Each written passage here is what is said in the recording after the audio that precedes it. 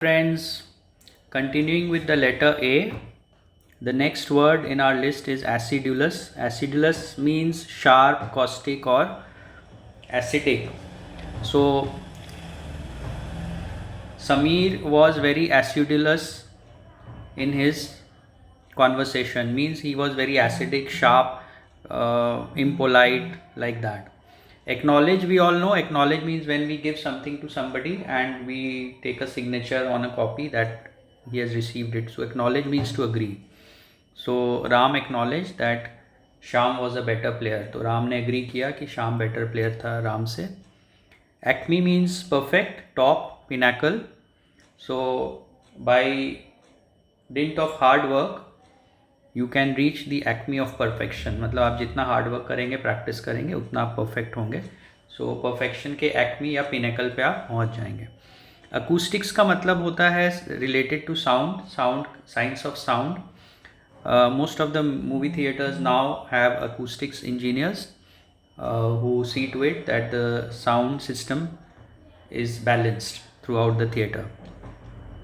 Acquiesce का मतलब होता है agree करना, किसी की बात से agree करना, that is called acquiesce. जैसे Sita acquiesced to what Ram said to her, मतलब सीता ने agree किया, जो भी बात राम ने कही उसे मान लिया. Acquire का मतलब होता है लेना, obtain करना, मिलना, किसी को कोई चीज़ मिलना और accept करना. So by his dishonesty he earned lot of money and acquired lot of properties. मतलब उसने बहुत सारी प्रॉपर्टीज़ खरीदी. Acquittal एक लीगल टर्म है.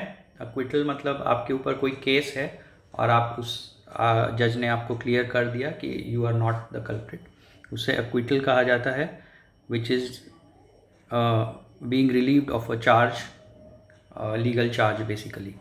Acrid मतलब पंजेंट होता है, शार्प, बिटर. जैसे जो हम लोग बम फोड़ते हैं दिवाली पे तो एक स्मेल आती है, उसे एक्रिड स्मेल कहा जाता है. So the acrid smell of the fireworks may lead to disease in some people or may lead to discomfort in some people. Acrimonious का मतलब होता है लड़ाकू जैसे कह सकते हैं, या बोलचाल में जो अच्छा नहीं हो, या जो एनमिटी से रिलेटेड है. ये वर्ड एक्रिमोनी मतलब कि किसी से दुश्मनी होना, किसी के बारे में भला बुरा कहना.